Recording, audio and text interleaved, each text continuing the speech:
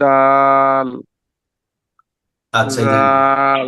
11 নম্বর মখরাজ, জিহিবার আগা। জিহিবার আগা সামনের উপরের দুই দাঁতের গোড়ার দুই সঙ্গে দাঁতে লাগিয়ে, ঠিক আছে? উচ্চারিত হয়। জিহ্বার জি। আগা সামনের উপরের দুই দাঁতের গোড়ার সঙ্গে লাগাই, তিনটি হরফ। জিহ্বার আগাটাকে উপরের দুই দাঁতের গোড়াতে লাগাবো, তাহলে তিনটি হরফ উচ্চারিত হবে। জি। ত, ত, দাল, তা, ত, আ- দাল, তা, ঠিক আছে? ত, ত, জিহ্বার আগাটা উপরের দুই দাঁতের গোড়াতে লাগবে। দুই দাঁতের গোড়া দেখেন, এই যে আগে তা নাকি, আগে তা নাকি তো? ত, দাল, তা, ত, দাল, তা, এভাবে। মানে এইভাবে আমরা মুখস্থ করেছি, এখন আপনি যেভাবে সুবিধা হয় একটা বললেই চলে। আমরা এইভাবে মুখস্থ করেছি, ত, দাল, মানে দা। হ্যাঁ, এখন আপনি তো যদি আগে না না তা, দাল, ত বলেন, সমস্যা নেই, বুঝছেন? মানে তো হলে বাম দিকে হয়ে যায় না? আর শুরু। আরে সমস্যা নাই, এটা ব্যাপার না, মূলত এই তিনটি হরফ বললেই চলে, এখন আপনি যেমনি সুবিধা। ঠিক আছে? না, সুবিধা জন্য হয়নি। হ্যাঁ, যেমন আমরা এইভাবে মুখস্থ করেছি, তো আমার দুজন এইভাবে সুবিধা হয়। ত, দাল, দা, আচ্ছা, জিম, আচ্ছা। শিনিয়া। তো এখানে এভাবে লিখছে বাম দিক থেকে, কিন্তু উচিত ছিল এটা অন্যান্য তাজবিদের বইগুলোতে, বা আগের যে তাজবিদের বইগুলো ছিল সেখানে আগে ছিল ত, পরে দাল, পরে তা, ঠিক আছে? ডান দিকে লিখেছিল, কিন্তু হ্যাঁ, এখানে হ্যাঁ। বাম দিক থেকে লিখেছে। ওইখানে মানে সিরিয়ালটা মেনটেন করেছে, যেমন আগে থাকে তা, তারপরে থাকে দাল, দালের পরে থাকে ত, এই সিরিয়ালটা মেনটেন করেছে, বুঝছেন? ও, বুঝছি। হ্যাঁ, হ্যাঁ, এই জন্য আচ্ছা। এখানে এভাবে, এখন আপনি যেভাবে সুবিধা সেভাবে বলবেন, এটা কোনো সমস্যা নেই। তিনটি হরফ বললেই চলে, যে তিনটি হরফ একই জায়গা থেকে উচ্চারণ হয়। এই দেখেন, এই যে তা, জিহ্বার আগাটাকে উপরের যে দুই দাঁতের গোড়াতে লাগাতে হবে। জিহ্বার আগাটাকে উপরের দুই দাঁতের গোড়াতে লাগাতে হবে। হ্যাঁ, জিহ্বার জি। আগা সামনের উপরে দুই দাঁতের গোড়ার সঙ্গে লাগাতে হবে। ত, দাল, তা, তা। দুই দাঁত থেকে। হুম। জি। জিহ্বার আগা 11 নম্বর মহারাজ, তাহলে কি হলো? জিহ্বার আগা সামনের উপরের দুই দাঁতের গোড়ার সঙ্গে লাগিয়ে, ক, দিব্যের আগার তো, দাল, তা। তো, হুম, দাল, তা, মাশাল্লাহ। তো, তো, দাল, তা। হ্যাঁ, জিহ্বার আগা সামনের উপরের দুই দিব্যের দাঁতের, আগা সামনের, দিব্যের আগা সামনের উপরের দুই দাঁতের গোড়ার সঙ্গে লাগিয়ে উচ্চারিত হয়। তো, দাল, তা। হ্যাঁ, যদিও একই জায়গা, কিন্তু ত আর তার ভিতরে পার্থক্য করে পড়তে হবে। শাইতানির রজিম বলা যাবে? শাইতা বললে সাই কি তা, হবে? তা হয়ে যাবে। সাই, সেই ত, সাইতনের, সেই ত, ত, শাইতানির রজিম, ঠিক আছে? সাইত, সাইতনের রাজিম, হ্যাঁ, যেমন সাইতনের রাজিম, তা জবর তা, সাইতনের। আর ত জবর কি তো হয়? যাব, ত, তো, তো, তা, ত, তা, পার্থক্য আছে না? তো, হ্যাঁ, তা, হ্যাঁ, তা, যদিও তো যদিও একই জায়গা থেকে উচ্চারণ হয়, কিন্তু উচ্চারণের একটা কি আছে, পার্থক্য আছে। আছে। তা, ত, তি, তুই, তু, তু, তা, ত, পার্থক্য আছে। তি, তু। হুম। জি। তা, ত, তি, তুই, তু, তু। তা, তা, হ্যাঁ, তা, ত, তি, তু। তা, এ, ত, তা, তি, তু। হ্যাঁ, তু, মানে তি। এইভাবে বলতেছিলাম, এই দেখেন, এটা হলো তা না, জি। এটা কি? এটা হলো তা, এটা হলো তা, আর এটা হলো কি? ত। তো তো, তা, তা জবর কি হবে? তা জবর তা, ঠিক তা আছে? যাব তা, আর ত তা জবর, যাব তা, ত ত জবর যাব তো, ত। হ্যাঁ, এরপরে তো, তাজের তি, তি, আর তি, তজের, তু, তজের তুই, তু, তজের তুই, তুই, তুই, তুই। তজির তৈ, হ্যাঁ, এরপরে দেখেন তো, তাপেশ, তাপেশ তু, তাফেস তু, আর তাফেস তু, হ্যাঁ, ত পেশ তাজর তি, তু, ত পেশ তু, তপেশ তু, তা পেশ তু, আর ত পেশ তু। তু, তাপেশ তু, তপেশ তু। হ্যাঁ, আমরা এগুলো সামনেও পড়বো, মানে একটু পার্থক্যটা দেখালাম। হ্যাঁ, যদিও একই জায়গা থেকে মাখরাজ, কিন্তু উচ্চারণের ক্ষেত্রে একটা কি আছে, পার্থক্য আছে। পার্থক্য আছে। হ্যাঁ, এরপরে দেখেন 12 নম্বর মাখরাজ, জিহ্বার আগা সামনের নিচের দুই দাঁতের পেট ও আগা সঙ্গে লাগিয়ে। জিহ্বার আগা জিহ্বার সামনের আগার নিচের, সামনে নিচের দুই দাঁতের পেট ও আগার সঙ্গে লাগিয়ে উচ্চারিত হয়। হ্যাঁ, দুই দাঁতের পেট এবং আগা বলতে ত, কি, এই যে দুই দাঁত আছে না, নিচের যে দুই দাঁত, দুই দাঁতের মাঝ, মাঝকে বলা হয়েছে পেট, আর আগা তো আগাই। ঠিক আছে, মানে দুই দাঁতের মাঝখান এবং আগার সাথে লাগিয়ে। জিহ্বার ঠিক আছে, আগার সামনে নিচের দুই দাঁতের পেট। পেট ও আগার সঙ্গে লাগিয়ে। সদে, তদে, দেখে দেখে বলেন। তদে, সদে, তদে, তদে, সিন, তিন, জা, তিন, যা, যা, সদ, তিন, যা, সদে, সদ, সিন, জা। সদ, তিন, যা, হ্যাঁ, জিহ্বার আগা স- সামনের নিচের দুই দাঁতের পেট এবং আগার সাথে লাগিয়ে। স, সদ, এভাবে একটা আওয়াজ হবে। সৎ সিন উচ্চারণ করার ক্ষেত্রে পাখির কিচির মিছিল আওয়াজের মতো একটা আওয়াজ হয়। জি, সদে, সিন, স- জা। হ্যাঁ, সদ, তিন, যা, হুম, সদ, তিন, যা। আচ্ছা, মাশাআল্লাহ। এরপরে 13 নম্বর মাখরাজ, জিহ্বার আগা সামনের উপরে দুই দাঁতের আগার সঙ্গে লাগাইয়া। জিহ্বার আগা জিহ্বার আগা সামনের সামনের উপরে উপরে দুই দুই দাঁতের দুই সঙ্গে আগার সঙ্গে লাগিয়ে। লাগিয়ে। ঠিক আছে, জি, ল, দাল, থা।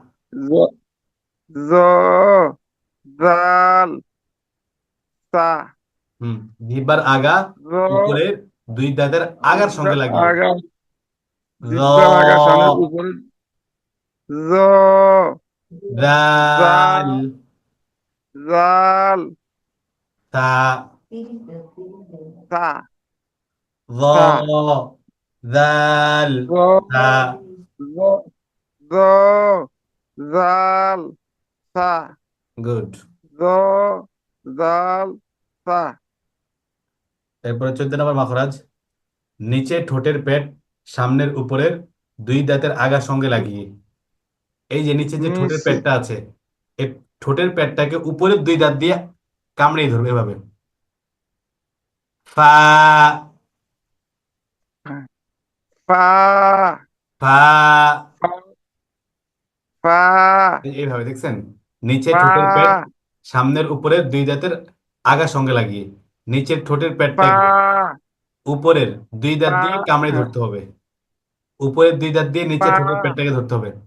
ফা, পা, ফা, পা, পা, ফা, পা, পা, ফা, পা, পা, ফা। পা, পা, আচ্ছা, পা, হুম।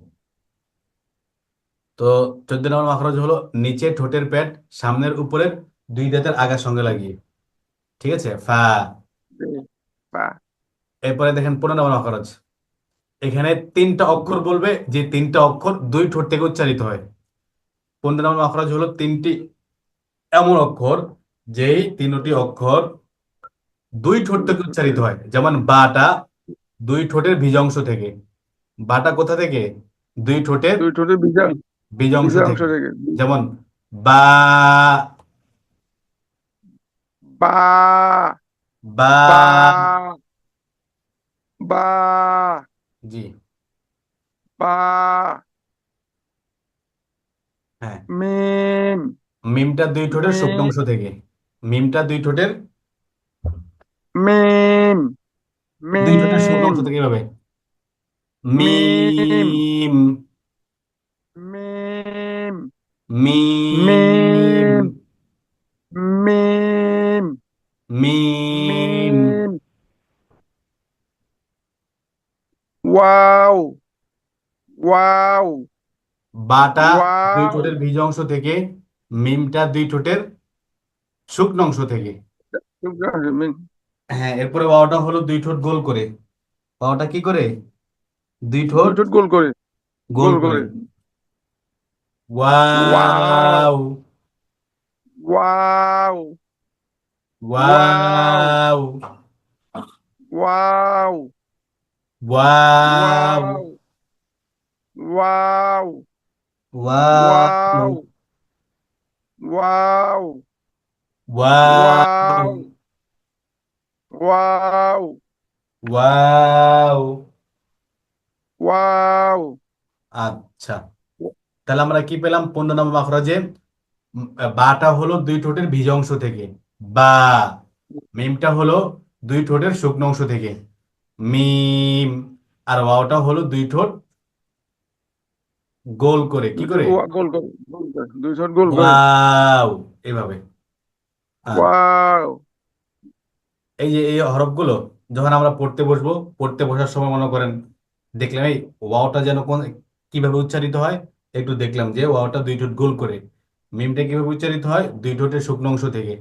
এইভাবে প্রতিটা হরফ বারবার যখন দেখতে থাকবেন, দৈনিক দেখতে থাকবেন, হ্যাঁ, অটোমেটিকলি দেখবেন আপনার মাখরাজগুলো আপনার মানে মুখস্থ করা ছাড়াই প্র্যাকটিক্যালি আপনার এটা মানে আপনার ব্রেন এটা গেঁথে যাবে। চোখের সামনে, হ্যাঁ, এটা আর মুখস্থ করতে চোখের হবে সামনে না। পাইছি। চর্চা এমন একটা জিনিস, চর্চা বারবার দেখা, বারবার জিনিসটাকে ট্রাই করা, এটা মানে মুখস্থ করার চাইতে বেশি পাওয়ারফুল। বুঝছেন? এটা হচ্ছে জি, একটা অভ্যস্ততা, অভ্যস্ততা একটা অভ্যাস। এই অভ্যাসের কারণে জিনিসগুলো একবার গেঁথে যায় মাথায়। এরপরে জি, দেখেন 16 নম্বর মাখরাজ। মুখের খালি জায়গা হইতে মাদ উচ্চারিত হয়। মুখের খালি জায়গা হইতে মাদ উচ্চারিত হয়। মাদ মানে কি? মাদ একটা আরবি শব্দ, মাদ্দুন। এর অর্থ হলো টান। মাদ মানে কি? টান। টান, টান, মাত মানে হ্যাঁ। টান। হ্যাঁ, আমরা টান দিই না? বা, বু, বি, আল্লাযীনা আমানু। ঠিক আছে? উলাইকা আলা হুদাম মির রাব্বিহিম ওয়া উলাইকা হুমুল মুফলিহুন। এই যত টান আছে, যত মাদ আছে, এই সবগুলো মাদ মুখের খালি জায়গা থেকে উচ্চারিত হবে। ঠিক আছে? এক আলিফ মাদ, হ্যাঁ, দুই আলিফ, তিন আলিফ, চার আলিফ, যত টান আছে, যত মাদ আছে, সবগুলো মুখের খালি জায়গা থেকে উচ্চারণ হবে। আপনি নিজে একটা মা- টান দিয়ে মা- দেখেন, দেখবেন এটা মুখের খালি জায়গা থেকে আসে। বা, বু, বা, বি। হুম। বি, বু, তো এগুলো কোথা থেকে বা, আসলো? এই টানটা কোনটা, কোথা থেকে আসলো? মুখের খালি জায়গা থেকে না? দাঁত, যে, জিহ্বা, কোনো কিছু লাগে নাই, মুখের খালি জায়গা থেকে আসছে। না, হুম, যেমন উলাইকা মুফলিহুন আমানু, সবগুলো মাদ যত আছে টান, সবগুলো হবে কোথা থেকে? মুখের খালি জায়গা থেকে উচ্চারণ হবে। ঠিক যত আছে? মাদ আছে আর কি। হ্যাঁ। মাদ্রার হরফ কয়টা, না, হরফ তো আরবি হরফ 29টি। মাদ্রার, ও আচ্ছা, মাদ মাখরাজ বলে হলো কোনটা কি? 17টা। হ্যাঁ, আর এই মা, 17টার ভিতরে মূলত 15 পর্যন্ত, হ্যাঁ, এই 17টি, 15 15 নাম্বার মাখরাজ পর্যন্ত, 17টি মাখরাজের ভিতরে 15টি মাখরাজের ভিতরে আরবি 29টারও প্যাকেজ করে ফেলেছে। বুঝছেন? হ্যাঁ, আর বাকি 16 আর 17 দিয়েছে মাদ আর গুন্না নিয়ে। যেমন আমরা 16 নাম্বারটা পড়লাম, মুখের খালি জায়গা থেকে মাদ উচ্চারিত হয় বা টানতে হয়। টানটা মুখের খালি জায়গা থেকে হয়। ঠিক আছে? ও আচ্ছা, আচ্ছা, বুঝছো, ওই টানটাই মানে মাদ নাকি? জি, জি, জি। কোরআনে আমরা যে টানি না, সেটাই মাদ। যত জায়গা, মানে যত জায়গাতে আসবে ওই টানটা। জি জি ওইটাই মাদ। জি। আচ্ছা আচ্ছা। ওইটাকে মানে আরবিতে বলে মাদ, আমরা বুঝছি। বাংলাতে বলি কি টান। টান, এই হ্যাঁ হ্যাঁ বিষয়টা। হ্যাঁ। জি। টান হইলে এটা হইলো মাদের হরফ, মাদ। হ্যাঁ, বুঝতে হবে, বুঝছি যে। মানে 16 নম্বর মাখরাজ হলো এতটুকু আমাদের বুঝতে হবে যে যত মাদ আছে, যত টান আছে কোরআন শরীফের, সবগুলো মুখের খালি জায়গা থেকে উচ্চারিত হয়। হ্যাঁ, যত জাযাকাল্লাহ টান খাইর। আছে, শুধু কোরআন শরীফে না, যত রকমের টান আছে, আমরা মানে গানের টান বলি অথবা নিজে নিজে টান দিয়ে কোনো কিছু বলি, বাংলাতে বলি, উর্দুতে বলি, ফার্সিতে বলি, যে ভাষায় বলি, যত টান আছে সবগুলো কি মুখের খালি জায়গা থেকে আসবে। যেমন আমি আরবিতে বললাম কি উলাইকা, মুখের খালি জায়গা থেকে আসলো। এখন উলা, বাংলাতে যদি আমি বলি, হ্যাঁ। বাংলাতে যদি বলি তোমার, এই যে তোমার একটা টান দিলাম, এটাও কি মুখের খালি জায়গা থেকে। ফার্সিতে বলেন, উর্দুতে বলেন, যে ভাষায় বলেন, যত আছে টান সবগুলো আসবে কোথা থেকে? মুখের খালি জায়গা থেকে। ঠিক আছে। হ্যাঁ, হুম। টান দিতে কোনো জিবা, দাঁত, ঠোঁট, এগুলোর কোনো প্রয়োজন হয় না, এটা মুখের খালি জায়গা থেকে আসে। আচ্ছা, জাযাকাল্লাহ খাইর। এরপরে 70 নম্বর মাখরাজ হলো নাকের বাসি হইতে গুন্না উচ্চারিত হয়। খাইসুম, নাকের বাসি হইতে কি জি। হয়? গুন্না। গুন্না উচ্চারিত হয়। গুন্না কোরআন খাই। শরীফে যত গুন্না আছে, ইন্না, আন্না, কাআন্না, আং, তুম, আমান্না, যত আছে গুন্না সবগুলো হবে কোথা থেকে? নাকের বাসি থেকে। জি। কোরআন শরীফে আমরা যতগুলো গুন্না পড়বো, সব গুন্না নাকের বাসি থেকে আসবে। যেমন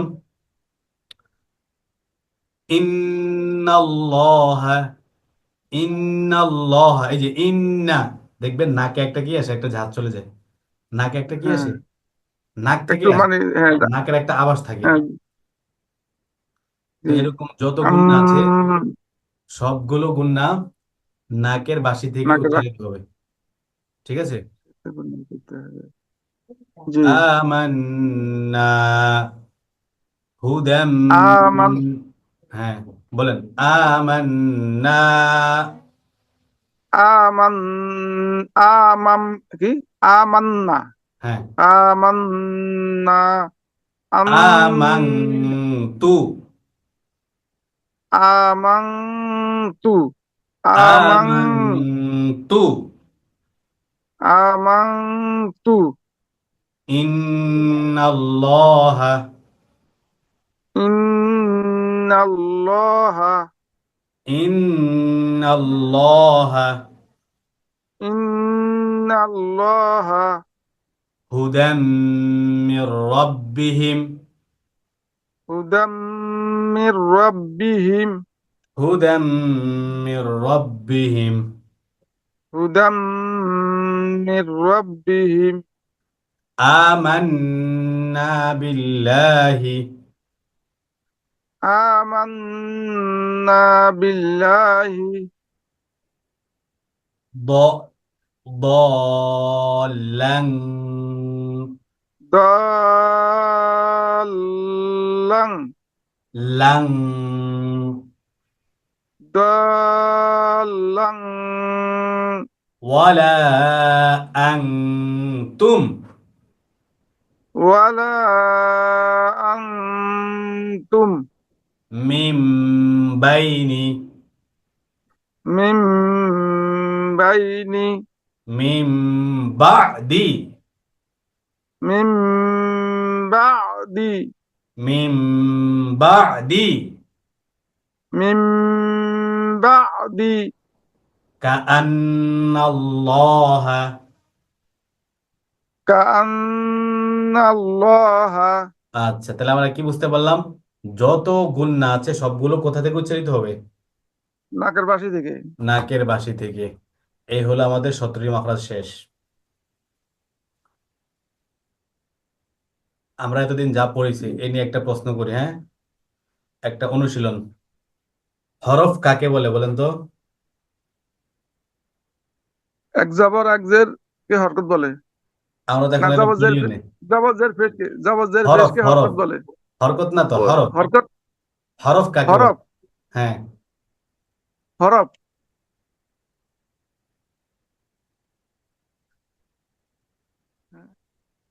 হরফ তো মানে 29টা অক্ষরকে তো হরফ বলে।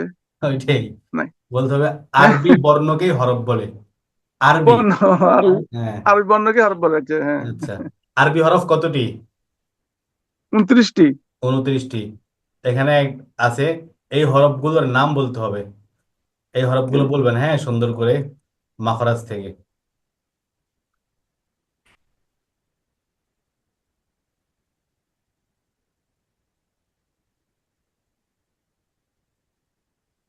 ক্লিয়ার দেখতে পাচ্ছেন? যে হ্যাঁ, বলেন। এই হরফগুলো শুধু উচ্চারণ বলে মানে যান সুন্দর করে। মানে এই হরফ গুলা: হ্যাঁ। জিম, খ, জাল। যা, এগুলো এক আলিফ টান। জিম শুধু 3 আলিফ টান, আর খ, যা 1 আলিফ টান। খ, যা, এভাবে। আর আর সব একালিপ্তাম নাকি? বাকি সব একালিপ। বাকি সব বলতে আমি তো সিস্টেম বলে দিছি। যে হরফগুলোর উচ্চারণ লিখতে 3টে হরফ লাগে সেই হরফগুলো 3 আলিফ টান। 3 হরফের কম লাগলে 1 আলিফ টান। যেমন জিম, এটা 3 আলিফ টান। এটা যদি আপনি ভেঙে লেখেন তাহলে 3টে হরফ লাগবে। জিমের উচ্চারণ লিখতে কয়টা হরফ লাগে? 3টে হরফ। জিম, যেমন জিম, হ্যাঁ, হ্যাঁ, ইয়া, মিম। ঠিক আছে, এই হলো কি জিম। শিনি টান আছে, দেখতে বুঝি। হ্যাঁ, জিম, ইয়া, মিম, এই হলো জিম। হ্যাঁ, 3টে হরফ লাগলো জিম লিখতে, উচ্চারণটা লিখতে। এই জন্য এটা 3 আলিফ টান। এটা একটা টেকনিক। হ্যাঁ, জি, এরপরে দেখেন। আচ্ছা। জিম, হ, জাল, শিন, দদ, গইন, ওয়াও, সা, কাপ, হা। আচ্ছা, মাশাআল্লাহ। 4 নাম্বার মাখরাজটি বলতে পারবেন? জি, হরফের নাম। আচ্ছা, দেখ, এটা হ্যাঁ, লাগবে না। এটা তো সেরকম। আচ্ছা, জ, এগুলা স্কিপ করলাম, যেগুলা মাখরাজের নাম বলতে বলে। জ এর উচ্চারণ কিভাবে, কোন জায়গা থেকে করতে হবে? জটা কোন জায়গা থেকে উচ্চারণ করতে হবে? জ,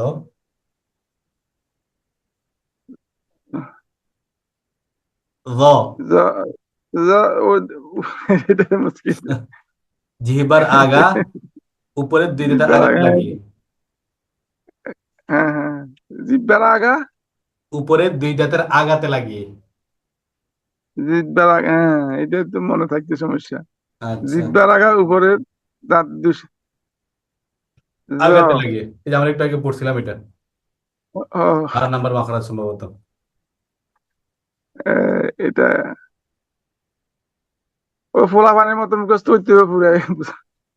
ওই মুখস্থ করতে হবে না, আপনি শুধু ওই যে বললাম না, পড়ার সময় খালি দেখবেন। পড়ার সময় একটু দেখে নেবেন, দেখতে দেখতে হয়ে যাবে।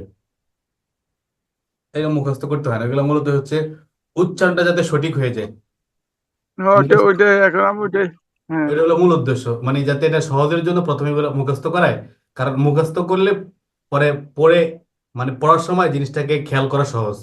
আর মুখস্থ না থাকলে তো এটা খেয়াল করাটা সহজ না। তো এই জন্য মানে মূলত মুখস্থ করানো হয়। কিন্তু মূল উদ্দেশ্য হচ্ছে হরফটা যাতে সুনির্দিষ্ট জায়গা শুদ্ধ। থেকে উচ্চারণ হয় সঠিকভাবে। তো এটা যার হয়ে যাবে হ্যাঁ, সঠিক উচ্চারণ, তার আর তো এগুলো লাগে না, মুখস্থ করতে হয় না। তো এগুলো চেষ্টা করতে করতে হয়ে যায়। জি। আচ্ছা, এরপরে দদের উচ্চারণ কিভাবে করতে হবে বলেন তো? দদ।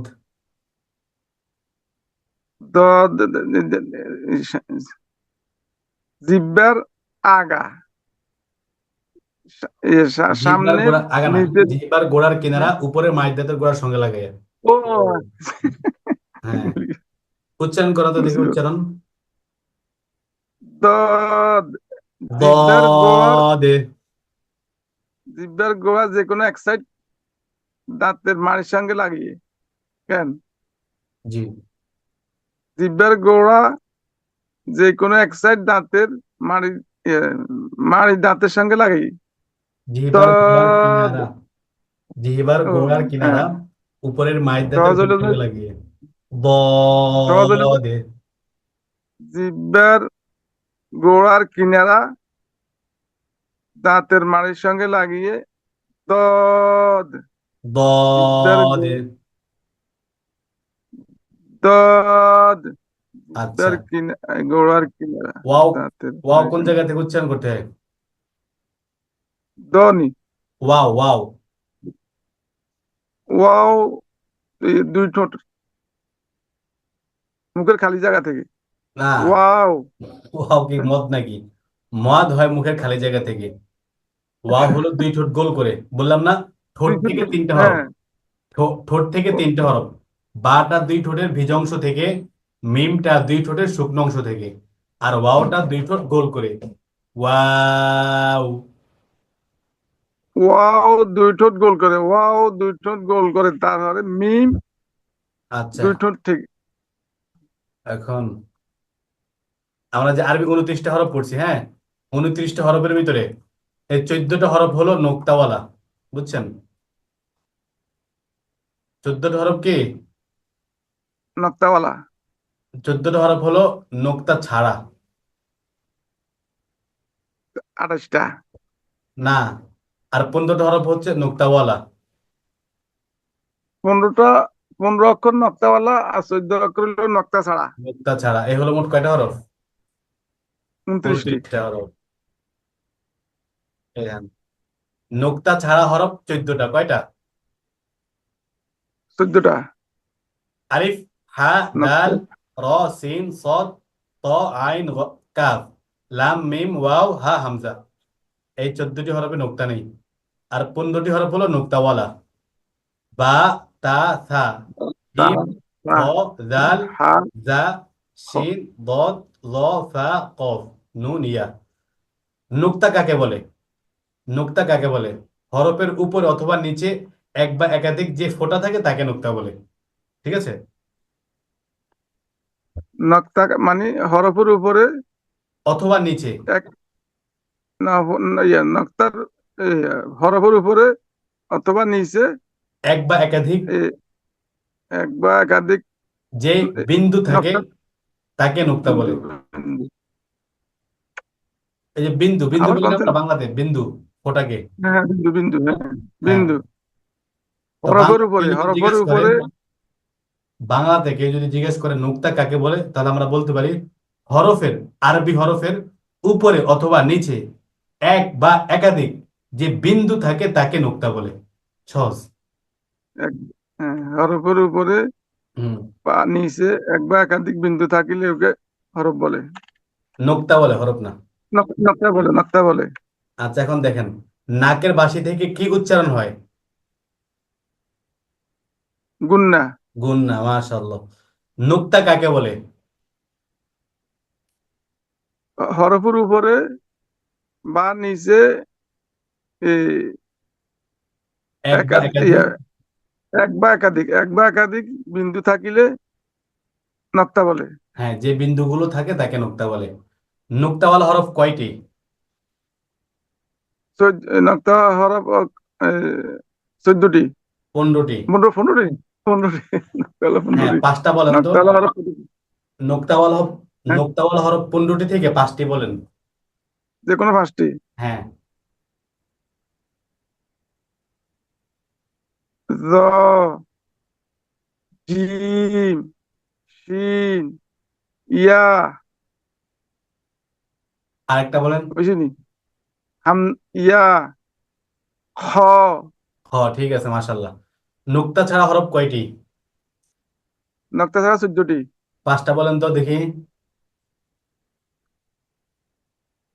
তাল র সিন সদ বুঝিনি আরেকটা আছে বাকি।